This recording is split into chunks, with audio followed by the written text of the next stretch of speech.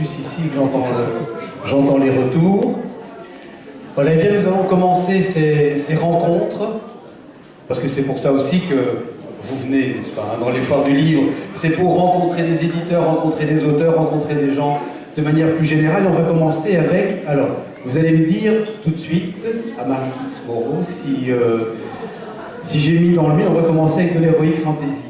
Oui, Oui, c'est bien ça. D'accord. On n'a pas mis, ah non, ce n'est pas de l'héroïque fantasy. Non, non, justement, je précise C'est souvent le fait. D'accord. Je précise souvent, c'est bien ça. Alors, votre livre, votre nouveau livre, c'est un gros livre. Ah oui, quand même. Oui, hein. J'étais un peu surprise de voir à quel point il était grand. Ça s'appelle La prophétie de l'éclipse. C'est le 3e tome. Le dernier, oui. Oui, oui, et le dernier, donc ce sera le dernier, vous avez déjà répondu à une question. Le crépuscule du pouvoir. Oui. En fait, les autres, le premier, c'est l'aube du destin, le suivant, le jour de péril, et celui-là, le crépuscule du pouvoir. Pour les gens qui ne savent pas, ou ignorent ce que c'est, qu'est-ce que l'héroïque fantasy? L'heroic fantasy, c'est un monde un peu fantastique, mais qui mêle aussi des guerres, des pouvoirs, tout ça, des chevaliers, Oui. tout ce genre. Je dirais un monde totalement fantastique. Parce que oui, fantastique, c'est l'irruption de l'irréalité dans la réalité. Ici, on est tout à fait, on est dans un autre monde. Ça ressemble à la Terre, mais c'est pas la Terre. Oui, ça s'inspire un petit peu, ça s'inspire de l'Écosse par exemple, beaucoup, mais c'est un monde totalement différent, qui n'a même pas le nom de la Terre, c'est un autre monde. Oui. Il y a une photo de vous en 4e de couverture prise en Écosse, c'est pas un hasard alors. Non, c'est pas un hasard, parce que voilà, c'est en Écosse que j'ai eu l'inspiration la première fois, c'est un pays très important pour moi, et comme on y va chaque année avec ma famille, on se dit, oh cette photo c'est pas mal, en plus il y a un château qui s'inspire de celui qui est derrière, et oui, on a choisi de faire ça. Pourquoi est-ce que c'est inspirant la Grande-Bretagne? Parce que c'est la terre du roi Arthur et de Tolkien? C'est un petit peu, oui, c'est un petit peu ça exactement. C'est un monde très magique, je trouve.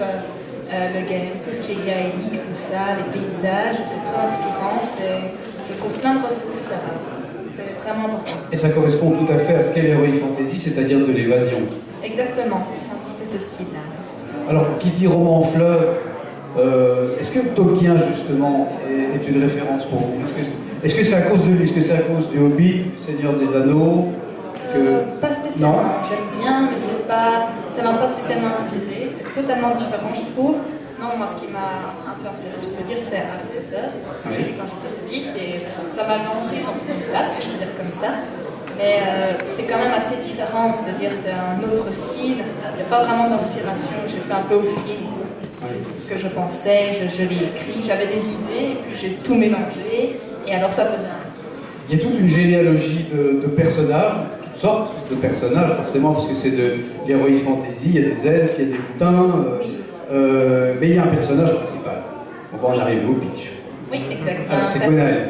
Exactement, c'est le personnage principal qui reçoit une prophétie la veille de sa majorité, 18 ans, et cette prophétie va changer sa vie, changer totalement la vie qu'elle envisageait, et la pousser jusqu'à l'amener plutôt jusqu'à la royauté, et voilà, se battre contre le bien, enfin choisir le bien, le mal, choisir son camp pour un monde meilleur. Oui. Et forger des alliances. Forger des alliances et aussi avec des gens qui ne vous ressemblent pas foncièrement.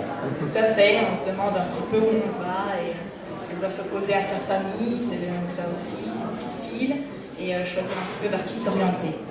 Est-ce que c'est ça aussi finalement l'heroic fantasy? C'est mettre des gens ensemble qui n'ont rien en commun ou qui sont supposés ne pas vivre dans des mondes séparés, hein, les lutins, les elfes, pour se rendre compte qu'on est très complémentaires. C'est un petit peu un enjeu, parce qu'on se rend compte qu'on dépasse un peu ses limites. On a des pouvoirs, on s'en sert peut-être pour la première fois, ici en l'occurrence c'est le cas, et de se dire oui, ça j'étais pas capable de le faire, et maintenant je n'ai pas le choix. La prophétie lui impose un petit peu cette époque. Dites que vous êtes toute jeune. J'ai 17 ans. 17 ans, c'est déjà le 3e tome. Oui, j'ai commencé quand j'avais 12 ans. Je m'étais dit, allez, on se lance. Maintenant, j'ai l'idée.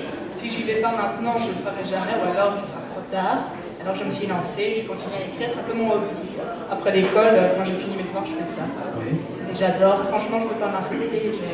J'adore écrire. ça fait beaucoup de bien pour moi. Quitte à jouer à Magic ou aux jeux vidéo, autant écrire. Exact, j'aime pas les jeux vidéo. En plus. Oui. Et forcément, là, il en reste quelque chose. Il y a déjà 3 et puis vous avez trouvé un éditeur. Oui, tout à fait, c'est Novelas ASBL. Et voilà, c'est un jeu d'éditeur. On fait une bonne collaboration et ça m'apprend beaucoup de choses. Les livres sont, à mon sens, ils sont de mieux en mieux écrits. On fait très attention au travail. Comment est-ce que ça peut se passer de trouver un éditeur si jeune?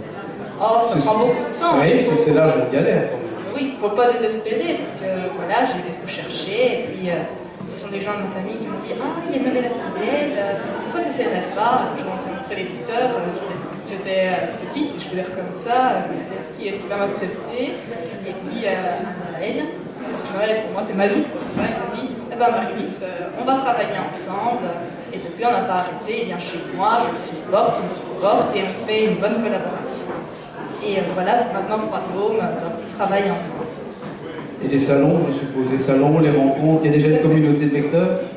Oh oui, un petit peu.